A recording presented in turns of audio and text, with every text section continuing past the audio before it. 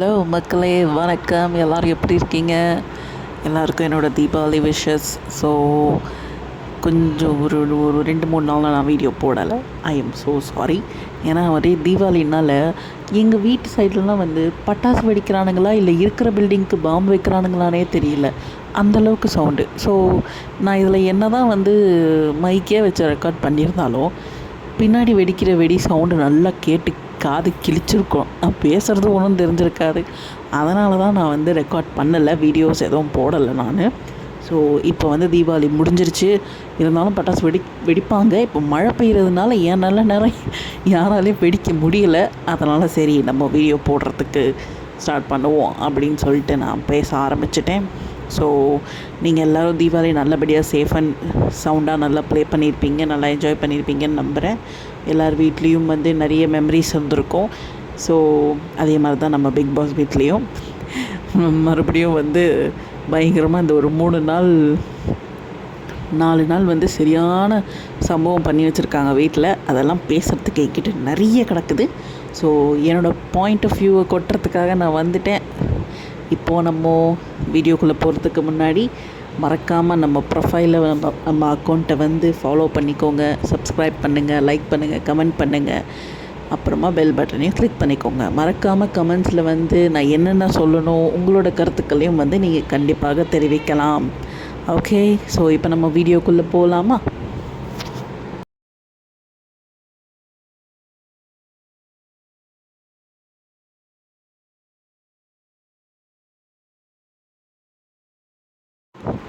இப்போ நம்ம வீடியோவில் நம்மளோட பிக் பாஸ் 9 தமிழ் சீசனோட பிஓவி சாப்டர் 6.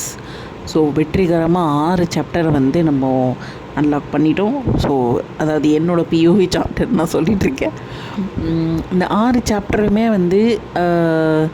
நிறைய இருக்குது. நிறைய என்னோடய பிஓவிஸ் எல்லாமே நிறைய நான் ஷேர் பண்ணியிருக்கேன். ஸோ நீங்கள் சப்போர்ட் பண்ண எல்லாருக்குமே ரொம்ப நன்றி. இப்போ நம்ம வீட்டுக்குள்ளே போவோம். எனக்கு ஒரே ஒரு விஷயம் புரியலைங்க. அதாவது இத்தனை வருஷமாக பிபி ஹவுஸ் கண்டஸ்டண்ட்டில் இத்தனை வருஷம் நடந்த பிக் பாஸ் ஷோவில் இந்த வருஷம் இருக்கிறவங்க எல்லாம் ரொம்ப ஒரு இம்மெச்சூரான ஒரு கண்டஸ்டன்ஸோ அப்படின்னு எனக்கு தோணுது. ஏன்னா ஒரு வாரமும் நம்ம விஜேஎஸ் ஸ்கூல் வாத்தியார் ஸ்டூடெண்ட்ஸுங்களை கண்டிக்கிற மாதிரி அவர் இந்த பிபி ஹவுஸில் தான் ஓவராக கொஞ்சம் கண்டிக்கிறாரோ அப்படின்னு எனக்கு அது கண்டிக்கக்கூடிய நிலைமையில் இருக்கிற மாதிரி இருக்கும்னு எனக்கு தோணுது. ஸோ என்ன பண்ணுறாங்க ஒன்றுமே புரியல. கத்துறது மட்டும், அதாவது ஓவர் சவுண்ட் இருக்கிற இடத்துல இந்த வேல்யூடான ஒரு பாயிண்ட்ஸ் இருக்காது. ஸோ சத்தம் கம்மியாக இருக்கணும், ஆனால் கிளாரிட்டி இருக்கணும் அப்படின்னு சொல்லிட்டு ஏதோ ஒரு பழமொழியாக ஏதோ ஒரு லைன் ஒன்று இருக்குல்ல, எனக்கு தெரியல. இது சம்திங் என்னமோ இருக்குது, இதை புரிய வைக்கிற மாதிரி. அது என்னென்னு எனக்கு, ஆனால் சவுண்டு மட்டும்தான் இருக்குது. அதாவது கத்தி பேசி, நான் கத்தி பேசினா நான் சரியாக பேசுவேன், கத்தி பேசுறதுனால நான் சரியாயிடுவேன் அப்படின்ற மாதிரி ஃபுல்லாக கத்திக்கிட்டே இருக்காங்க. இவங்க கத்துறதுனால எதுக்காக கத்துறீங்கன்னு கூட தெரிய மாட்டேங்குது. அந்த மாதிரி கத்திக்கிட்டு இருக்காங்க. ஸோ அதனாலே ரொம்ப இம்மெச்சூரான ஒரு கண்டஸ்டன்ஸாக இருக்காங்களோ அப்படின்னு எனக்கு தோணுது. அண்ட் அந்த மாஸ்க் டாஸ்க்லேயுமே வேணும்னே பார்வதியை வேணும்னே வெளியே தள்ளுறதுக்காக சபரி பண்ணது. ஸோ இதெல்லாமே நல்லாவே இல்லை. ஓகேவா? ஸோ இன்னொரு விஷயம் என்னென்னா, நான் பார்வதியுமே நான் கரெக்டுன்னு சொல்ல மாட்டேன். நிறைய இடத்துல அவங்க ரொம்ப ஓவர் ஆக்டிங் பண்ணுறாங்க. தேவையில்லாத இடத்துல போய் பேசுறது, தேவையில்லாத இடத்துல. ஏன்னா மற்ற கண்டஸ்டன்ட் சொல்கிற மாதிரி கொஞ்சம் டூ ஃபேஸ்டாகவே இருக்காங்க பார்வதி. ஸோ நீ சண்டை போடுறேன்னா உனக்கு, அதாவது நமக்கு ஒரு விஷயம் சரியா இல்லை, நம்மளை ஒரு இடத்துல கார்னர் பண்ணுறாங்க அப்படின்னா அப்போ அதுக்கேற்ற மாதிரி நடந்துக்கணும். அந்த நேரத்தில் மட்டும் உட்காந்து அழுதுகிட்டு அவங்கள பற்றி வீட்டில் இருக்கிற மொத்த 18 பேரை பற்றி உன்னோட ஆதங்கத்தில் நீ பேசுகிற, எல்லாம் பண்ணுற. திருப்பி அவங்கக்கிட்டே போயிட்டு அவங்க ஏதாவது ஒரு நடுநிலையான ஒரு சிச்சுவேஷன் வரும்போது அந்த நேரத்தில் போய் கொஞ்சிக்கிறது, கொலை வருது, அப்படி பார்க்கும்போது கொஞ்சம் அசிங்கமாக தான் இருக்குது நிஜமாவே. ஸோ இதெல்லாம் பார்க்கும்போது மற்ற கண்டஸ்டன்ட் இவங்களை நாமினேட் பண்ணது தப்பே இல்லை அப்படின்ற மாதிரி தான் தோணுது. ஒன்று பார்வதி வந்து நான் தனித்துவம், நான் இப்படி தான் இருப்பேன், அதாவது நான் வந்து கரெக்டாக இருக்கிறேன், நான் சரியாக இருக்கிறேன் அப்படின்னு அதெல்லாம் உங்களுக்கு வந்து குத்துது குடையுதுன்னா நான் இப்படி தான்டா இருப்பேன் அப்படி நிற்கணும். சண்டை போடும்போது மட்டும் நான் இப்படி தான் சொல்லிவிட்டு வேறு ஏதாவது வந்து ஒரு சிரிச்சு பேசுகிற இடமா இருக்கட்டும், இல்லை வந்து ஒரு பிக் பாஸ் வந்து லிவிங் ஏரியாவில் கூப்பிட்டு வேறு ஏதோ ஒரு விஷயம் சொல்கிற மாதிரி இருக்கட்டும், அது ஒரு சந்தோஷமான விஷயமா இருக்குது அப்படின்னா அந்த நேரத்தில் எல்லாருக்கூடையும் போய் ஒட்டிக்கிறது, கொலாவிக்கிறது. அப்போது உனக்கு நீ இப்போ வந்து உன்னை குத்தம் சொன்னவொடனே நீ குத்தம் சொல்லி அழுது ஒப்பாரி வச்சுட்ட, அந்த குத்தம் சொன்னவங்ககிட்டயே போய் நீ கட்டி பிடிச்சிக்கிட்டு மறுபடியும் பேசிகிட்டு இருக்கேன் அப்படின்னா இது டூ ஃபேஸ்டாக இருக்கிற மாதிரி தான் இருக்குது. இப்போ இந்த துஷாரோட விஷயத்துக்கெலாம் வந்து இந்த கனியக்காலாம் சொல்லிகிட்டு இருந்தாங்க, இந்த அவங்க வின் பண்ணணும்னு சொல்லிட்டு இது பண்ணது, அவங்க பாரு சப்போர்ட் பண்ணது, வின் பண்ண உடனே வாவ் சூப்பர் அது இதுன்னு சொல்லி இது பண்ணது. திருப்பி வந்து நைட் அந்த நந்தினியோட ஒரு பிரச்சனை நடக்கும்போது துஷார் வந்து தடுக்க நினைக்கும் போது நீ அதெல்லாம் சொல்லக்கூடாதுன்னு சொன்னது, இது வந்து ரொம்ப டூ ஃபேஸ்டாக இருக்குன்ற மாதிரி சொல்லி கனியக்கா சொல்லியிருப்பாங்க. ஸோ ஐ திங்க் அதுதான் வந்து இங்கே நடக்குது. That's true actually. அவங்க வந்து ரொம்ப டூ ஃபேஸ்டான கேமை வந்து ரொம்ப ப்ளே பண்ணுறாங்க. அது வந்து நல்லாவே இல்லை பார்க்கறதுக்கு. ஒன்று இவங்க இப்படியே இருந்துட்டாங்க அப்படின்னா ஒரிஜினாலிட்டியாக இருக்கும், எல்லாரும் அவங்கள கார்னர் பண்ணுறாங்கன்றது மக்களுக்கு வெளியே தெளிவாக தெரியப்படும். இவங்க வந்து அப்படியும் பண்ணுறாங்க இப்படியும் பண்ணுறாங்கன்னும் போது இவங்கள வந்து நம்பவே தோண மாட்டேங்குது, ரொம்ப ஃபேக்காக இருக்க மாதிரி இருக்குது. ஸோ பாரு வந்து கொஞ்சம் ஒரு ஸ்டேபிளாக இருக்கணும் அப்படின்றது தான் என்னோட இது.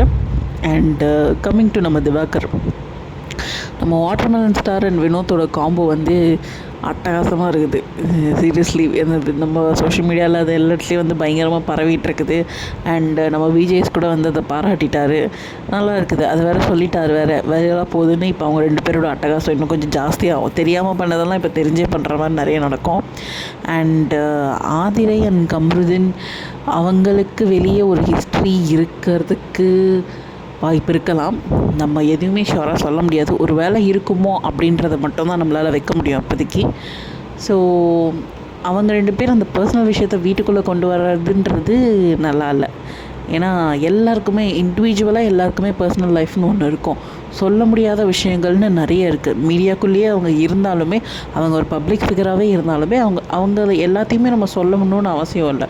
சொல்ல முடியாத விஷயங்கள் நிறைய இருக்கும் எல்லாருக்குமே. ஸோ அப்படி இருக்கும்போது இதை வந்து வீட்டுக்குள்ளே கொண்டு வந்து பேசுகிறதுன்றது நல்லதில்லை. Which is really not good thing. ஏன்னா வந்து ஆதரை பண்ணுறது வந்து நல்லது. அந்த ஒரு பர்சனல் விஷயத்தை வச்சு அதை வந்து ஒரு ஸ்ட்ராட்டஜியாக கேம் ப்ளே பண்ணி கம்ருதீனை வந்து டிகிரேட் பண்ணுறது, டவுன்ஃபாலில் தள்ளி விடுறதுன்றது நியாயமே கிடையாது. கம்ருதீன் கொஞ்சம் லூஸ் மாதிரி தான் பண்ணுவார்.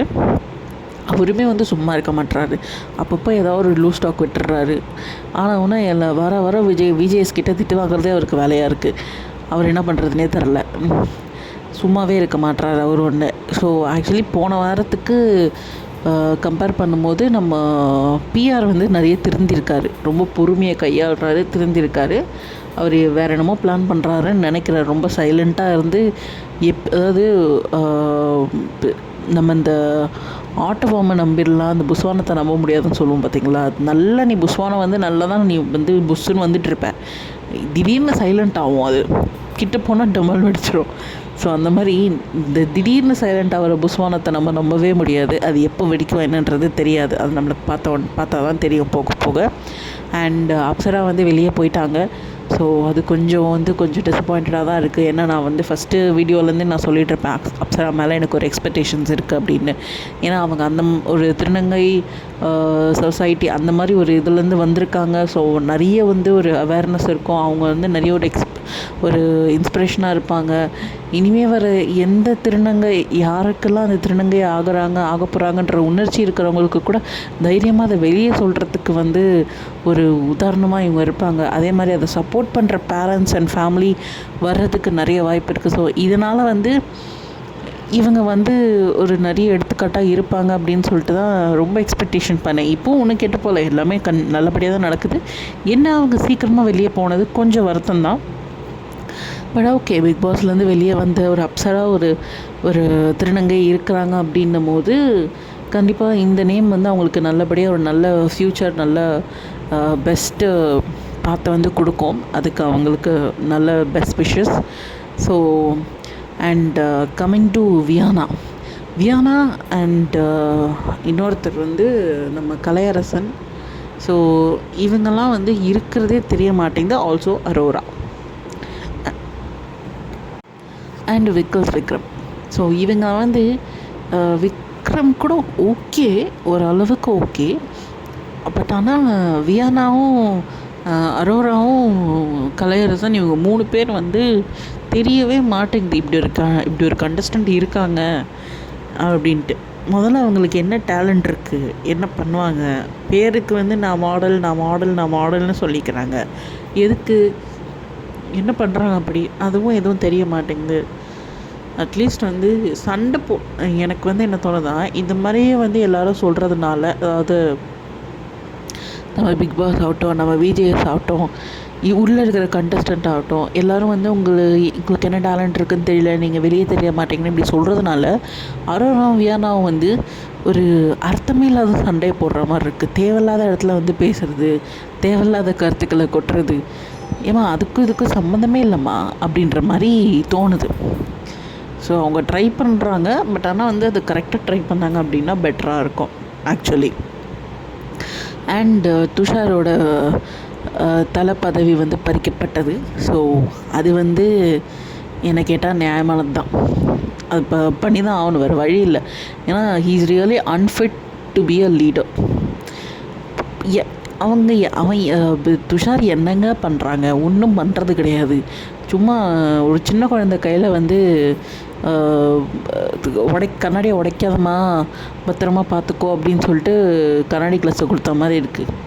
ஸோ துஷாருக்கு வந்து இந்த தலைப்பதவிலாம் வேஸ்ட்டு.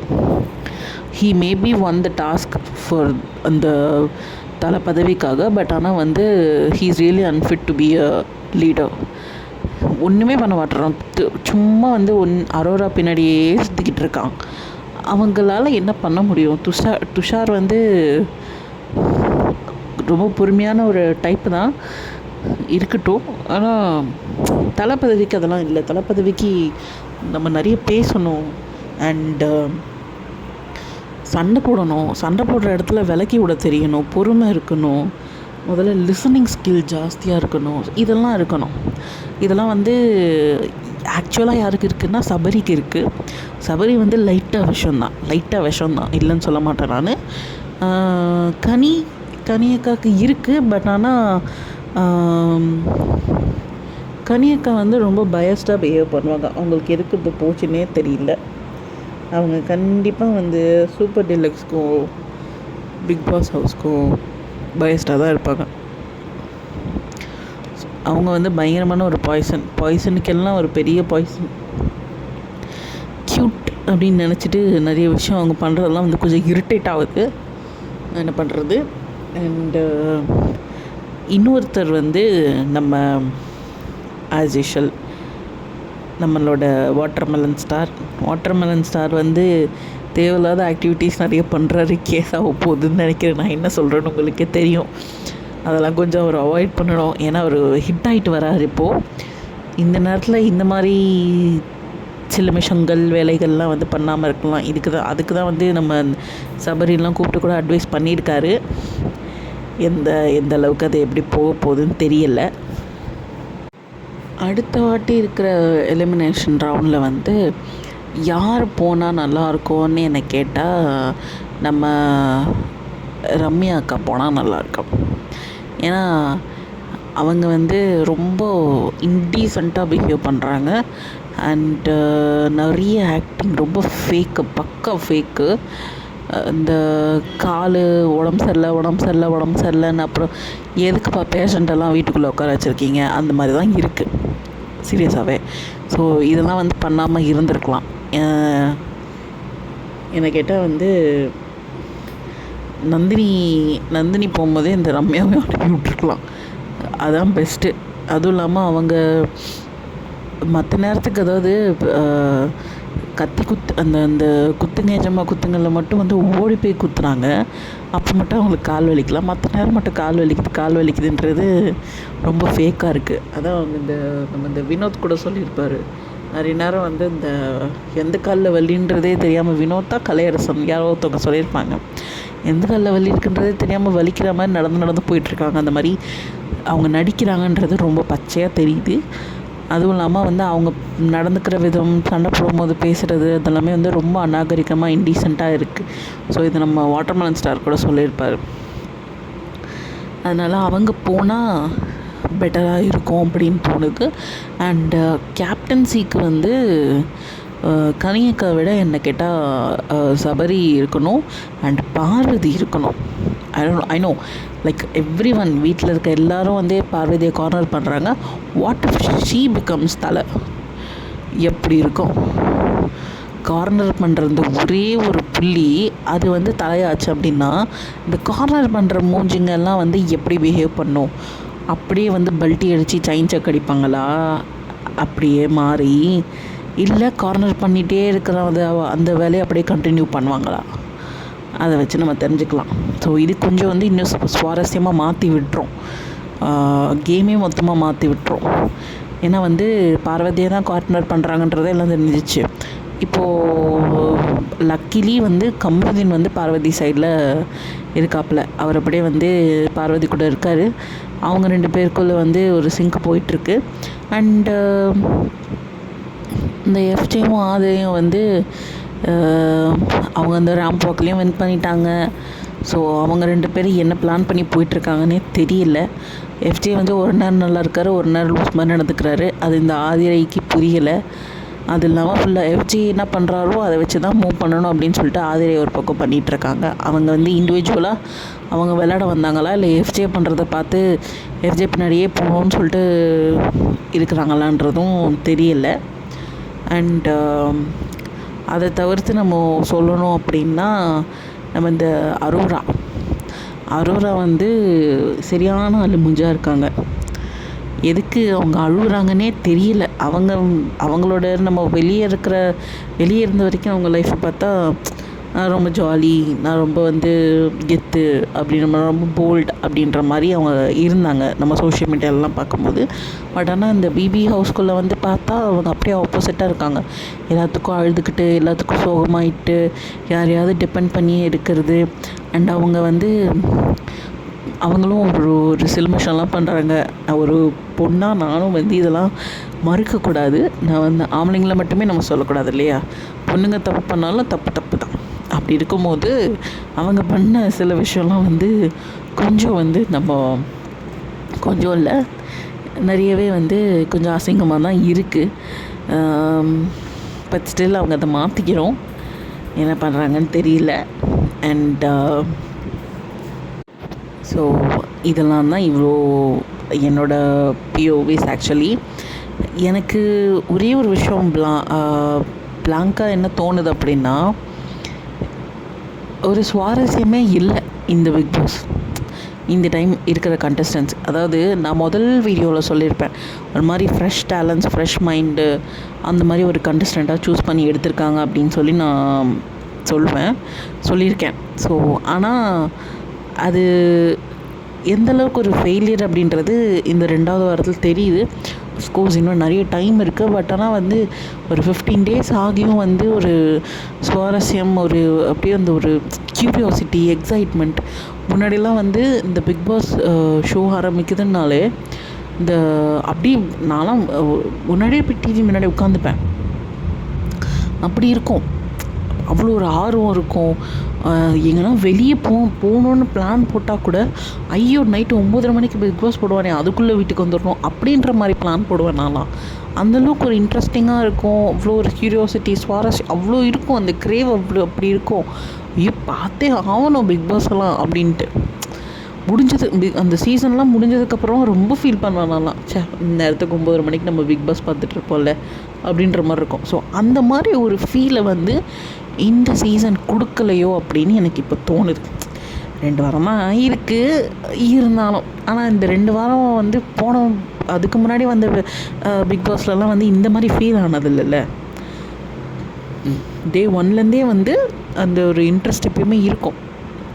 இப்போ அது இல்லையே அப்படின்றது தான் வந்து ஒரு கவலை. சரி பார்ப்போம். இன்றைக்கி இருக்கிற மாதிரி நாளைக்கு இருக்க போகிறதில்ல தான். ஸோ எல்லாமே மாறும். அதே மாதிரி தான் நம்ம வாழ்க்கையில் இருக்க கஷ்டங்களும் எல்லாமே சீக்கிரமாக மாறிடும், சீக்கிரமாக எல்லாம் போயிடும். ஸோ நீங்கள் வந்து யாரும் எதுக்கும் ஃபீல் பண்ணாதீங்க. இப்போ தீபாவளி சீசன், தீபாவளி வந்து நேற்று முடிஞ்சிச்சுன்னு சொல்லலாம். இந்த அக்டோபர் இருக்கிற வரைக்கும் ஃபுல்லாகவே வந்து நம்மளுக்கு தீபாவளி தான். அண்ட் அடுத்து வந்து கிறிஸ்மஸ் வரும், அடுத்து நியூ இயர் வரும், இன்னும் நிறைய செலிப்ரேஷன்ஸ் நம்மளுக்கு இருக்குது. அது இல்லாமல் மழை வேறு பயங்கரமாக பெய்யுது, கிளைமேட்டு வெதர் வேறு செம்மையாக இருக்குது. ஸோ இந்த வாட்டி தலை தீபாவளி கொண்டாடின எல்லாருக்குமே வந்து என்னோடய வாழ்த்துக்கள். ஸோ ஹாப்பி தீபாவளி எல்லாருக்கும். என்னோடய வீடியோ பார்த்து என்னை சப்போர்ட் பண்ணுற எல்லா நல்ல உள்ளங்களுக்குமே என்னோடய மனமார்ந்த நன்றிகள். அதுவும் இல்லாமல் கண்டிப்பாக எனக்கு திருப்பி கண்டினியூஸாக சப்போர்ட் பண்ணுங்கள். ஸோ மறக்காமல் என்ன சொல்ல போகிறோம், லைக் பண்ணுங்கள், கமெண்ட் பண்ணுங்கள், சப்ஸ்கிரைப் பண்ணுங்கள், பெல் பட்டனை கிளிக் பண்ணுங்கள். ஸோ அதுவரை உங்களிடமிருந்து விடைபெறுவது நான் உங்கள் மாஸ் தீவா, மாஸ்க் அக்கா. So until then, see you, tata, bye bye.